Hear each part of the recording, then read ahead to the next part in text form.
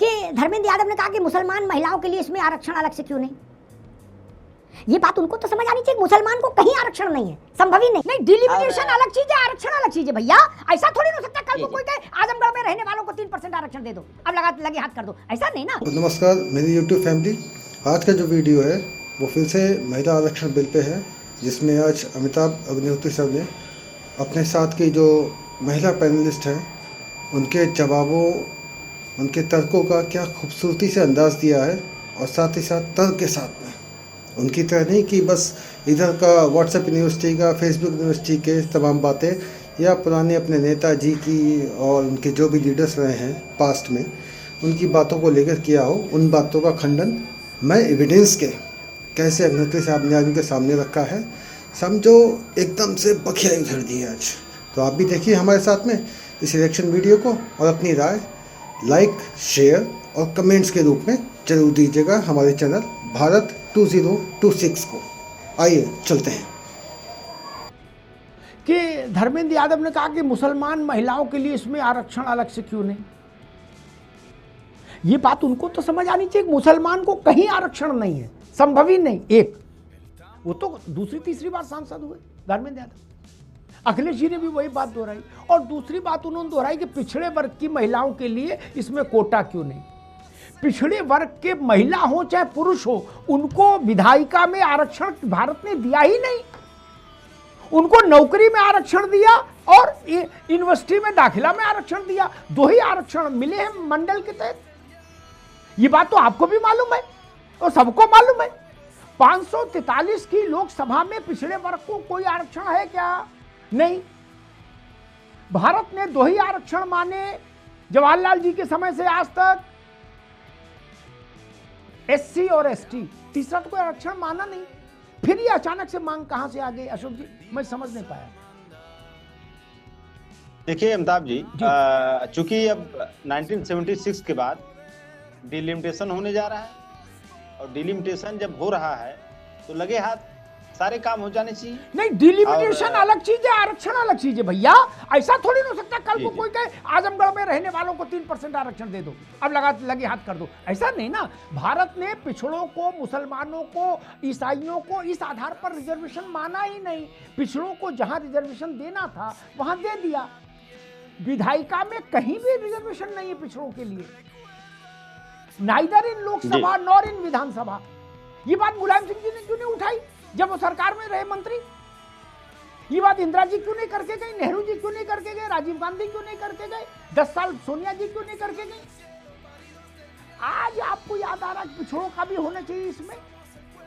जब महिला आरक्षण नहीं था, मैं दूसरा प्रश्न पूछ रहा हूं, जब महिला आरक्षण नहीं था, ये तो 4 दिन से हुआ, तब अखिलेश यादव ये क्यों नहीं कहते थे कि 543 में हमें 250 पिछड़े चाहिए आरक्षण? ये क्यों नहीं बोलते थे? जी, ये समझना आपने कहा, बिल्कुल सही कहा कि विधायिका में आरक्षण नहीं है, कभी नहीं। लेकिन इसी जी बिल्कुल सही, सबको पता है, ये तो यूनिवर्सल ट्रुथ है, इसमें कहीं कोई दिक्कत नहीं। नेता यूनिवर्सल ट्रुथ भी भूल जाते हैं आजकल, उनको स्मृति लोक की समस्या है।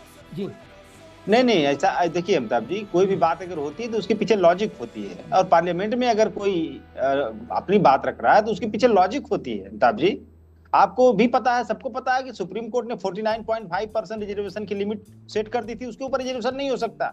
लेकिन इसी मोदी सरकार ने 10% ईडब्ल्यूएस आरक्षण दिया ना। मैं विधायिका की बात कह रहा हूँ, कार्यपालिका की नहीं कह रहा हूँ मेरे भाई। मैं पाकिस्तान की बात कर रहा हूँ, आप जापान का जवाब दे रहे हो महाराज। नहीं, मैं आज तो विधायिका की बात है यार। आज चुंगी में रिजर्वेशन किसका कितना, ये थोड़ी ना विषय है। नगर पालिका के में कौन चपरासी बनेगा, कौन बाबू बनेगा, ये तो विषय आज नहीं। विधायिका में भारत में कोई रिजर्वेशन नहीं, सिर्फ 2 रिजर्वेशन, अच्छे लगे तो बुरे लगे तो, SC and ST, nothing else, case खत्म। ये है कि नहीं है अशोक भाई, अब बताओ। ये है, बिल्कुल है, इसमें कहां कोई डिनाई करेगा। ये तो जो चीज है तो है, उसमें बट किंतु परंतु का कोई सवाल नहीं उठता। मैं एग्जांपल इसलिए दे रहा था आपको कि चूंकि नए काम, ऐतिहासिक काम मोदी सरकार कर रही है भाई। 2014 के बाद देश आजाद कराई मोदी सरकार, उसके पहले देश गुलाम था। 2014 के बाद ही तो देश को, लोगों को भारतीय होने में गर्व महसूस हो रहा है। जैसा मोदी जी कहे, उसके पहले तो हम लोग अपमानित महसूस करते थे, गांधी जी, नेहरू जी, भगवान राम, सब अपमानित महसूस करते थे उनके रिजीम में। तो जब नई नई सरकार नए नए काम कर रही है, तो हम लोग मांग कर रहे हैं, जब आप नारी शक्ति बंधन लेके आ रहे हो अधिनियम, तो हम लोगों ने तो साथ दिया सरकार का। आपको याद होगा सितंबर 2023 जब ये बिल आया था पार्लियामेंट में, समाजवादी पार्टी ने भी पुरजोर साथ दिया था सरकार का। लेकिन चूंकि सरकार ने कुछ प्रोसीडिंग को बाईपास किया और चुनावी लाभ लेना चाहती है, दैट इज डिफरेंट पार्ट। लेकिन जो आपका सवाल तो था अशोक जी, ठीक है हाँ। अशोक जी, वो तो प्रधानमंत्री ने कह दिया कि आप अपनी फोटो भेज दो, हम आपके भी फोटो, आपकी फोटो छपवा देंगे विज्ञापन में कि अखिलेश जी के सौजन्य से बिल पास हुआ। उन्होंने कहा अखिलेश यादव मेरे दोस्त है और समय समय पे भाजपा की मदद करते हैं, ये भी उन्होंने कहा।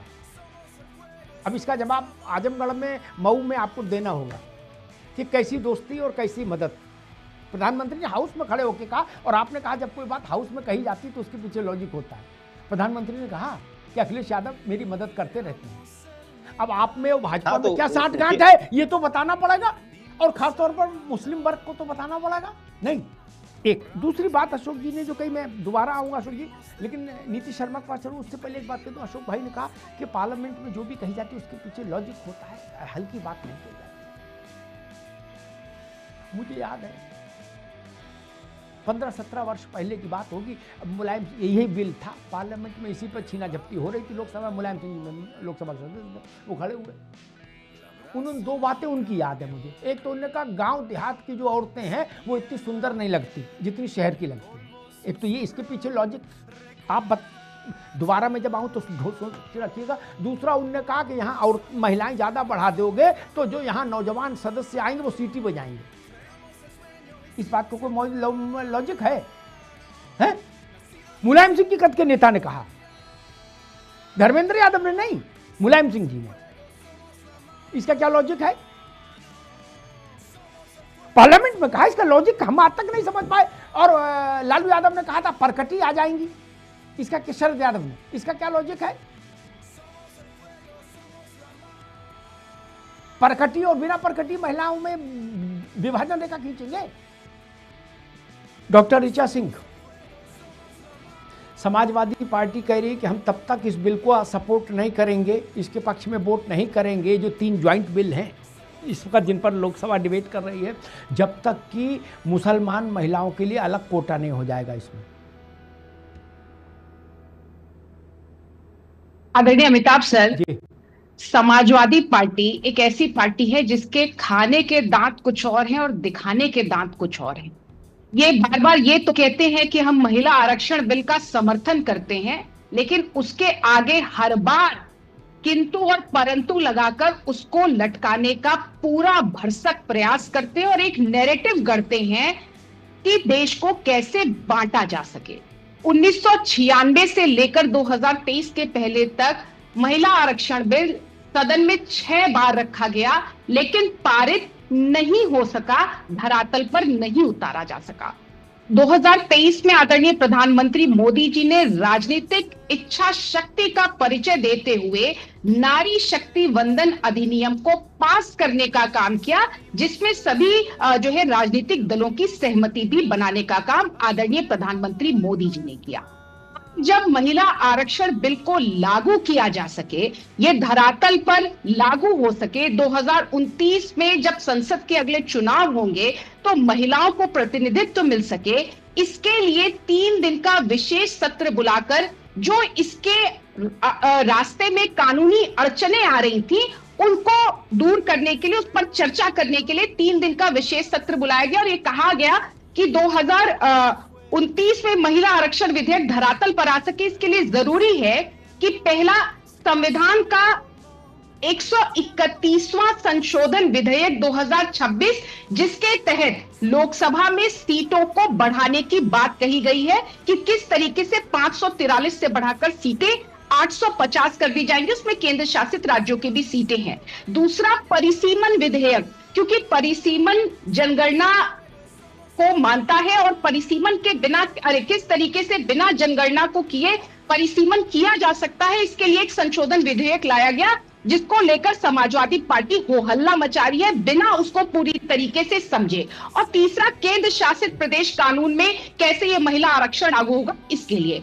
अब महत्वपूर्ण बात यह है कि परिसीमन के नाम पर किस तरीके से समाजवादी पार्टी एक बार फिर से फेक नैरेटिव गढ़ने की कोशिश कर रही है कि परिसीमन के बिना यह आरक्षण क्यों लागू किया जा रहा है। जातीय जनगणना के साथ हो रही है, इसको आज आदरणीय गृह मंत्री जी ने भरे सदन में देश के सामने रख दिया, क्योंकि समाजवादी पार्टी जातीय जनगणना को भी लेकर पिछले कई महीनों से जिस तरीके की अफवाह फैला रही थी और कह रही थी कि इसमें जाति का कौन नहीं है, जबकि समाजवादी पार्टी के वरिष्ठ सांसदों को इस बात का जरा भी भान नहीं था कि जातीय जनगणना जो शुरू हुई है अभी घरों की गणना की जा रही है। ये चाहते हैं कि घरों की भी जाति गिनी जाए, और जब व्यक्तियों की गणना शुरू होगी तो उसमें जाति का कॉलम बना हुआ है। लेकिन किस तरीके से सामाजिक विद्वेष फैलाया जाए, इसको लेकर समाजवादी पार्टी ने भरसक प्रयास किया। ये बात अलग है कि जिस कांग्रेस पार्टी की गोद में समाजवादी पार्टी बैठी हुई है, उनसे ये कभी नहीं पूछ सके कि आपने जातीय जनगणना क्यों नहीं की। और दूसरा एक महत्वपूर्ण प्रश्न है कि एक बार फिर से समाजवादी पार्टी, मैं कहना चाहती हूँ आदरणीय अमिताभ सर, कि ये मुस्लिम तुष्टीकरण से आगे बढ़ गए, अब ये मुस्लिम तृप्तिकरण पर आ गए हैं। और इसीलिए समाजवादी पार्टी ने सदन के भीतर गैर संवैधानिक बात की, इनको मालूम है कि धर्म के आधार पर आरक्षण नहीं हो सकता है, लेकिन कैसे अल्पसंख्यक समुदाय को बरगलाया जाए, उकसाया जाए, इसके लिए समाजवादी पार्टी के वरिष्ठ सांसद के द्वारा समाजवादी पार्टी के राष्ट्रीय अध्यक्ष की उपस्थिति में ये कहा गया कि मुस्लिम महिलाओं का आरक्षण, जबकि बाबा साहब भीमराव अंबेडकर जी की जयंती अभी हमने 14 तारीख को मनाई है, 3 दिन नहीं हो रहे हैं, लेकिन बाबा साहब के संविधान को इन्होंने फिर से ताक पर रख दिया और धर्म के आधार पर आरक्षण करने की बात कर रहे हैं। तो मैं स्पष्ट कहना चाहती हूँ कि हाथी के दांत खाने के कुछ और है, दिखाने के कुछ और है। ये वही अंतिम बात हो जाने चाहिए। एक और बात हो जाने दीजिए आदरणीय अमिताभ सर, इनको ये बताना चाहिए कि किसने कहा था भरे सदन में खड़े होकर कि अगर महिला रिजर्वेशन बिल लागू हो जाएगा तो ये मुसलमानों के खिलाफ एक षड्यंत्र होगा। 1999 में आदरणीय नेताजी ने इस बात को सदन में कहा। आदरणीय नेताजी ने इस बात को सदन में कहा कि युवा पुरुषों को सदन में सीटी बजाने का मौका मिल जाएगा अगर महिला आरक्षण हो जाता है। और आदरणीय नेताजी ने इस बात को कहा कि अगर महिला आरक्षण लागू हो जाएगा तो पुरुषों का हक छीना जाएगा। लेकिन अब जब भारतीय जनता पार्टी सीटों में अनुपातिक वृद्धि कर रही है, क्योंकि यहाँ पे सवाल महिला और पुरुष को आमने सामने लाने का नहीं है, बल्कि महिलाओं के प्रतिनिधित्व को सुनिश्चित करने का है, इसके लिए सीटों को बढ़ाने की बात की जा रही है। तो फिर से एक बार समाजवादी पार्टी ने अपना महिला विरोधी चेहरा स्पष्ट कर दिया है। जी अशोक जी, 2-3 बयान उन्होंने भी, देखो ऋचा सिंह ने भी याद दिला दिए नेताजी के, और वो सब पार्लियामेंट में है, इसलिए उनका खंडन बंधन नहीं हो सकता, वो हजारों साल तक सुरक्षित रहेंगे। अब तो डिजिटल हो गया सब, पुराना इतिहास भी, तो अब कहीं पहले तो मतलब पन्ना फाड़ लो तो बात खत्म हो जाती है, अब तो वो वैसा मामला हो गया। परिसीमन के लिए व्यवस्था है कि उपलब्ध अद्यतन जनगणना के आंकड़े, ठीक, भारत के पास इस वक्त अद्यतन जनगणना के आंकड़े उपलब्ध सरकार के पास 2011 के हैं। उसमें ऐसा नहीं है कहीं परिसीमन में कि नहीं सोमवार को परिसीमन करना है तो इतवार वाले आंकड़े लाओ, ऐसा नहीं है। अद्यतन आंकड़े होने चाहिए, लेटेस्ट उपलब्ध आंकड़े होने चाहिए, भारत के पास है। इसमें क्या समस्या है अशोक जी? 16 साल पुराने अद्यतन आंकड़े, हाँ, जो जिस आंकड़े को आप अद्यतन आंकड़े कर रहे हैं वो 16 साल तो हुआ, आप ऐसे कर लग रहा 16 दिन पुराना आंकड़ा है। ना, आप मेरी बात नहीं कर, जब तक कोई दूसरा, एक मिनट रुक जाओ, जब तक कोई दूसरा आंकड़ा नहीं, इतने आसानी से ना जाओ महाराज, जब तक कोई दूसरा आंकड़ा नहीं आ जाता यही अद्यतन रहेंगे, आप समझ गए ना, यही अद्यतन रहेंगे जब तक दूसरा। 100 साल बाद भी अगर दूसरा आंकड़ा नहीं आता है तो जो आंकड़ा मौजूद है वही अद्यतन उपलब्ध आंकड़ा कहा जाता है। अशोक जी अब बताइए आगे। अमिताभ जी देखिए, आपने कहा कि देखिए सेंसस चल रहा है ना, सेंसस तो शुरू ही हो गया है, तो सेंसस जब शुरू हो गया है तो उसमें इतना हड़बड़ी क्यों भैया? 16 साल पुराने आंकड़े को इस्तेमाल किया जा रहा है। 16 साल में न जाने गंगा जमुना में कितना पानी बह गया। जब हमारा देश सेंसस में आ गया है तो सेंसस का रिपोर्ट के आधार पर अगर डिलिमिटेशन होता तो ज्यादा प्रिसाइज्ड होता, ज्यादा सटीक होता, ज्यादा ऑथेंटिक होता। ये बात को मुझे लगता है देश का हर नागरिक समझता होगा कि 16 साल पुराने आंकड़ों के आधार पर डिलिमिटेशन सटीक होगा कि अभी 2026 वाले जनगणना के आंकड़ों के आधार पर डिलिमिटेशन सटीक होगा। आप समाजवादी पार्टी इस प्रस्ताव के खिलाफ वोट करेगी? बाकी तो सब कहानी है, पक्ष में वोट करोगे या खिलाफ वोट करोगे। अब तो 48 घंटे का खेल बचा, कुल 48 घंटे में सब मामला निपट जाएगा। अब भागने का रास्ता नहीं है, या तो आप इसके खिलाफ खड़े होंगे ये चेहरा बचाने के लिए वॉकआउट कर जाएंगे, इसके अलावा क्या करेंगे। खिलाफ खड़े हो नहीं सकते, ये मैं लिख के दे रहा हूं, ये मैं लिख के दे रहा हूं, खिलाफ खड़े हो नहीं सकते। उसके बाद तो चुनाव लड़ना मुश्किल हो जाएगा। मुलायम सिंह जी के वक्तव्य अभी तक आपको चारों ओर से घेर लेते हैं आके पुराने। देखिए अमिताभ जी, आपने अपने नेताजी के 2-3 वक्तव्य बताए और आपने कहा डिजिटल हो चुका है। हाँ, तो सुनिए मोदी जी का वक्तव्य पता नहीं डिजिटल हुआ कि नहीं हुआ। कांग्रेस की विधवा, जर्सी गाय, सुपर्णखा, ये महिला सांसदों के लिए, माननीय सोनिया गांधी जी के लिए भी इसमें से कुछ कमेंट किए गए थे, तो ये भी डिजिटल हुआ होगा और देश के प्रधानमंत्री के मुख द्वारा किया गया है। इससे मुलायम सिंह जी की बात कही हुई खत्म हो जाती है क्या? आप 4 लोगों के और बयान ले आए तो क्या नेताजी का मामला सुलझ जाएगा इससे? नहीं ना, नहीं ना। मैं वो कह रहा था, आप कहां जा रहे हो? अभी आप नेहरू जी तक चले जाओ, ठीक है, आपकी इच्छा। फिर भी मुलायम सिंह ने कहा था कि जो नौजवान यहां आएंगे सांसद, वो सीटी बजाएंगे, औरतें आ जाएंगी। तो हाउस में बोला था, मैं हाउस में मौजूद था, मीडिया गैलरी में। महाराज कहां हो? अरे अमिताभ जी, मैं भी तो वही कह रहा हूं कि मोदी जी ने भी तो यही सब। अरे हम कह रहे मोदी ने कहा, भागवत ने कहा, तो मुलायम सिंह बरी हो जाएंगे।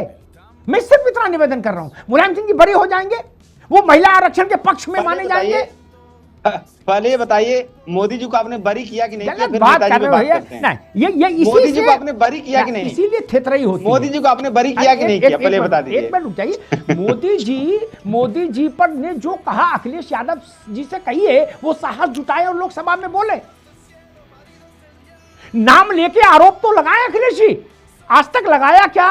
नहीं, आज तक लगाया क्या हाउस में नाम लेकर आरोप? नरेंद्र मोदी और अमित शाह, एक बार नाम लेके आरोप लगाया हो तो मुझे वो क्लिप भेज देना। मोदी जी ने ऐसे थोड़ी ना कहा होगा कि हमारा दोस्त है और हमारी मदद करता है। नहीं, देखिए मोदी तो मामला होगा ना। कुछ दोस्त ऐसे होते हैं अमिताभ जी, ऐसे गले लगते हैं, पीछे खंजर भोंक देते हैं, उसी टाइप का दोस्ती की चर्चा कर रहे हैं। और सुनिए, एक मिनट रुक जाओ। रवि प्रताप जी आ गए, उनका भी स्वागत है। मैं अशोक जी के लिए एक फाइनल टिप्पणी उनकी सेवा में भेज दूं। नहीं, ऐसा कुछ नहीं, खंजर फंजर कुछ नहीं है, ये आपका गलत ऋचा भी हाथ में। जब मोदी जी ने ये कहा तो अखिलेश जी बिल्कुल खिलखिला के विनम्र भाव से ऐसे किए। ऐसे क्या? ऐसे नहीं किए? क्या बोल रहे हैं? नहीं। अब कृत्य भयऊ मैं माता, आशीष तब अमोघ विख्याता। क्या वो भाव था? गदगदाए मान। आहा, इसीलिए तो मेरा दिमाग घूम गया अशोक भाई। अब ये वीडियो जाएगा सहारनपुर, मुजफ्फरनगर, किठौर, रामपुर, बरेली, मुरादाबाद। क्या?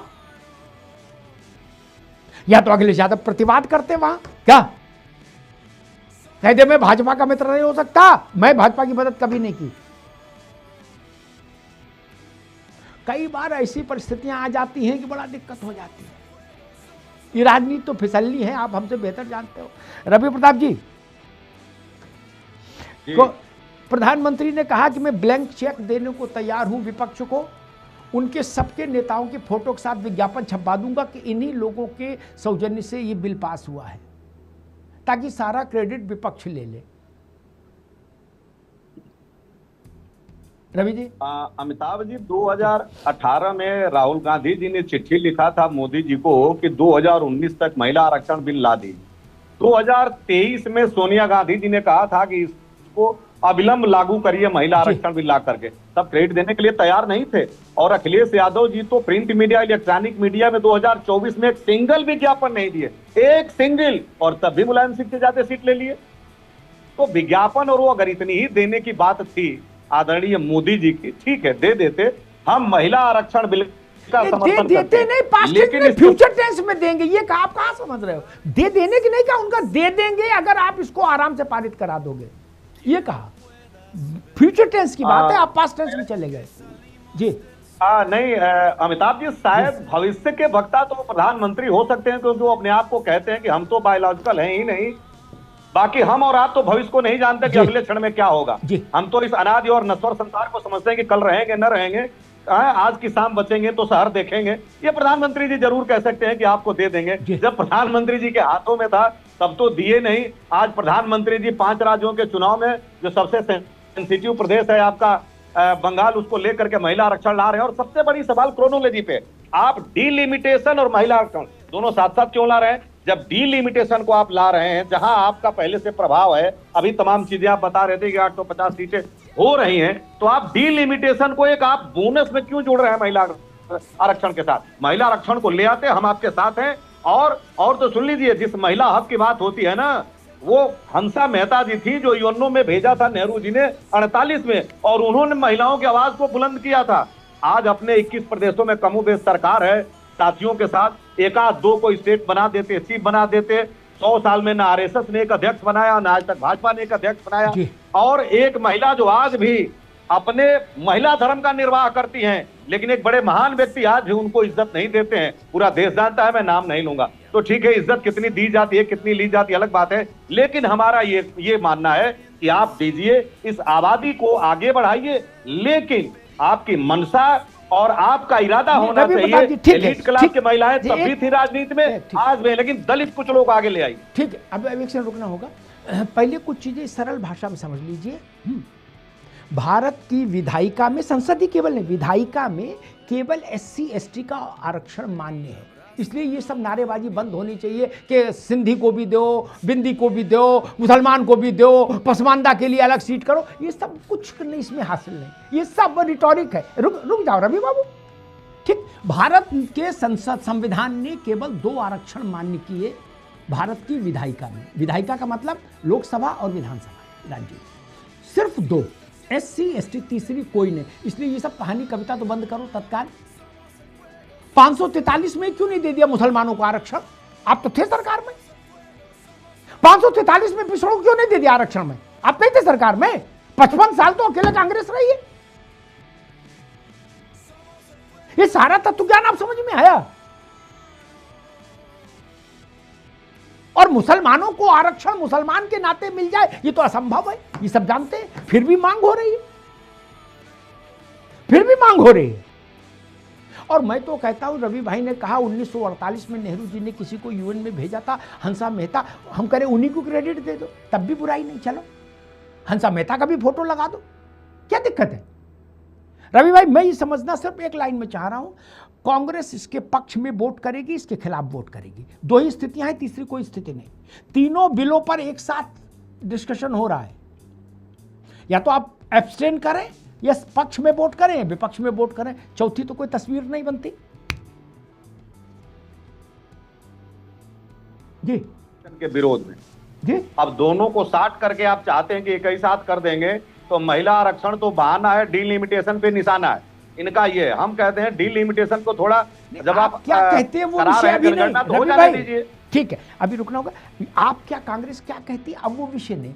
सुबह इस पर वोट हो गया, हमारे यहाँ उसका आंकड़ा भी चल रहा है। सुबह इस पर वोट हो गया, 333 लोग हाउस में थे, उसमें 273 लोगों ने कहा कि इन तीनों बिलों को क्लब करके एक साथ चर्चा। बात खत्म हो गई। अब आपके कहने से तो कुछ नहीं होता, आप भी जानते हो।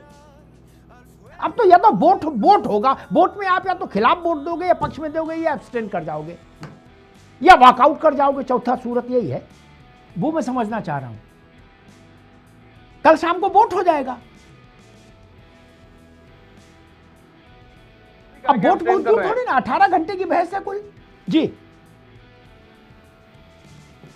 अरे हम अपनी बात को कह रहे हैं और कल शाम को पता चल जाएगा। जरा धैर्य तो रखिए। जब 12 साल में प्रधानमंत्री जी एक भी प्रेस कॉन्फ्रेंस नहीं करते हैं, तो आप लोग उतावले नहीं होते, कुछ बोल दीजिए प्रभु। और अभी आप कई दिन बचा है, तब भी उतावले हो रहे हैं, बता दीजिए। अरे कल पता चल जाएगा अमिताभ भाई, कल सब पता चल जाएगा। रवि प्रताप सिंह ने कहा अभी कई दिन बचे हैं, कई दिन नहीं बचे, कुछ घंटे बचे हैं। यही तो दिक्कत है कांग्रेस की। समझना आप कुछ है, समझ कुछ रहे हैं। कुछ घंटे घंटा ही मान लीजिए भाई। घंटे हमारे मानने से कृपा ना करो महाराज, वो शेड्यूल सबके सामने है, सार्वजनिक है, मेरे मानने से क्या होगा यार? यही गलत बात करते हैं विपक्ष। आप लोग इतने चिढ़े हुए क्यों रहते हो यार? क्या ऐसा ही मान लो? काहे को इतना चिढ़े रहते हो? हम एक मिनट रुको, तारीख 16 को बदल जाएगी। आपको जनता ने वोट नहीं दिया तो इससे हमारा कोई समस्या, तो हमारे दोस्त तो नहीं ना महाराज, चिढ़े काहे को रह रहे हो? दोबारा फिर चुनाव आएगा, फिर किस्मत आजमाओ। चिढ़ने से लोकतंत्र में कुछ हासिल नहीं होता है, तुरुक मिजाजी से कुछ हासिल नहीं होगा, ये बात समझना होगा।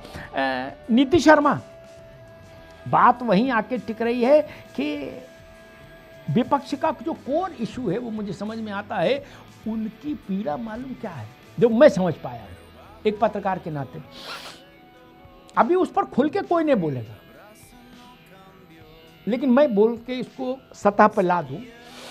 जो लोग चुनाव लड़ चुके हैं या लड़ा चुके हैं वही समझेंगे इस बात को, बाकी प्रवक्ता भी नहीं समझेंगे। परिसीमन आयोग बनेंगे राज्यों में, ठीक? परिसीमन आयोग में 5 MP होंगे, 5 MLA होंगे मेंबर, अलग अलग पार्टियों के। अशोक जी, सब लोग समझें इस बात, ठीक? और परिसीमन आयोग का एक स्ट्रक्चर होगा, ये लोग उसमें एडवाइजरी बोर्ड हैसियत के सदस्य होंगे। ये एडवाइज कर सकते हैं कि फला विधानसभा यहां से हटा के वहां जोड़ दो। मानना न मानना आयोग के हाथ में होगा। सारा खेल वहां पर है कि अशोक यादव जी जिन 5 विधानसभाओं के लोकसभा क्षेत्र को रिप्रेजेंट कर रहे हैं, उसमें एक विधानसभा से 2 लाख की लीड लेके जीत रहे हैं लोकसभा। वो विधानसभा ऋचा सिंह की कॉन्स्टिट्यूंसी में मर्ज हो गई और ऋचा सिंह की एक विधानसभा इनकी कॉन्स्टिट्यूंसी में मर्ज हो गई, तो ये तो चुनाव हार जाएंगे। मुझे लग रहा है लड़ाई इस बात की है। नीति शर्मा, विपक्ष की राजनीति चिढ़ने से बनती है लोकतंत्र में अमिताभ जी। तभी 95 बार राहुल गांधी जी के नेतृत्व में विपक्ष चुनाव हार चुका है।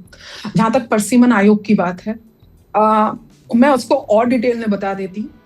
ये राजनीति में बुद्धिजीवी होना बहुत आवश्यकता है, क्योंकि आपकी आइडियोलॉजी और आपकी स्ट्रेटेजी किस तरीके से आप वर्क कर रहे हैं वो पे बहुत रिजल्ट्स का दारोमदार रहता है। मैं निश्चय मानती हूं कि बीजेपी एक तीर से 2 निशाने साध रही है, लेकिन ये दोनों निशाने बहुत से साध रही है। ये उसकी मैं समझती हूँ कार्यशैली है, उसकी बुद्धिमत्ता है, राजनीतिक सूझबूझ है कि वो परिसीमन के साथ साथ ये विधेयक लेकर आ रही है। लेकिन उस पे भी आप एक चीज समझिए, ये लोग आज कह रहे हैं, विरोध कर रहे हैं कि हम इस आरक्षण बिल को, रिजर्वेशन को पारित नहीं होने देंगे जब तक, हालांकि मेरा मानना है महिलाओं की रिजर्वेशन को उसको शब्द ही देना गलत है। ये उनका अधिकार है, ये उनका सम्मान है और उनकी समानता की जो अधिकार है वो उनको मिलना चाहिए। दूसरी तरफ अभी अशोक जी ने बोला कि 2011 का सेंसस के ऊपर परिसीमन कर रहे हैं, तो 16 साल में कितनी गंगा कितना जमुना पानी में बह चुका होगा ये किसको पता। लेकिन पिछले 50 वर्षों में कितना जब गंगा जमुना में पानी बह गया होगा इसका भी अशोक यादव जी को पता होना चाहिए। आज देश की आबादी 3 गुना बढ़ चुकी है और केवल मुट्ठी भर सांसद आपकी इतनी बड़ी आबादी को रिप्रेजेंटेशन कर रहे हैं, तो क्या आपको नहीं लगता कि उनकी एफिशिएंसी और उनकी क्वालिटी ऑफ वर्क अगर उनकी संख्या बल बढ़ेगा तो ये पूरा लोकतंत्र को इसका फायदा होगा। एक तो आप लोकतंत्र के फायदे की बात को अपने राजनीतिक मैं समझती हूँ ये बेसिकली बीजेपी के, और जहां तक पारित होने की बात है ना अमिताभ जी, ये तो ये भी बोल रहे थे कि धारा 370 को कोई नहीं हटा सकता है। ये तो तब भी बोल रहे थे कि राम मंदिर कोई नहीं बना सकता है। ठीक है, तो जहां तक पारित होने की बात है, ठीक है, धारा 370 छोड़ दे, वो तो कई बार चर्चा हो चुकी। अशोक यादव जी, आप जानते हो इतने सालों से हम और आप साथ में जुड़े हैं कि मैं तो थ्योरी का आदमी हूं, प्रैक्टिकल में मेरी कभी रुचि नहीं रही। समस्या ये है कि आपका डर ये है, महिला आरक्षण से कोई लेना देना नहीं आपका भी, कांग्रेस का भी नहीं। आप लोगों का डर ये है कि ये लोग हमारी कॉन्स्टिट्यूंसी अस्त व्यस्त कर देंगे। एक एक कॉन्स्टिट्यूंसी जहां हम जीत रहे हैं या जीत सकते हैं, वहां ये एक विधानसभा इधर की लगा घुसा देंगे, दूसरी उधर की ऐसे घुसा देंगे, 4 मोहल्ला दाएं बाएं कर दो, अशोक यादव हार जाएंगे, लाख झंडा बैनर लिए घूमते रहे। ये बात तो सब जानते हैं जो लोग चुनाव लड़ना जानते हैं। अशोक यादव गलत तो नहीं कह रहा। मान लीजिए रामगोपाल यादव उसके मेंबर बनाए गए आयोग के, रुक जाओ, तो वो एडवाइजरी तो दे पाएंगे ना कि मैनपुरी से ये ना हटाओ, ऑर्डर तो नहीं कर पाएंगे, फैसला तो आयोग ही करेगा।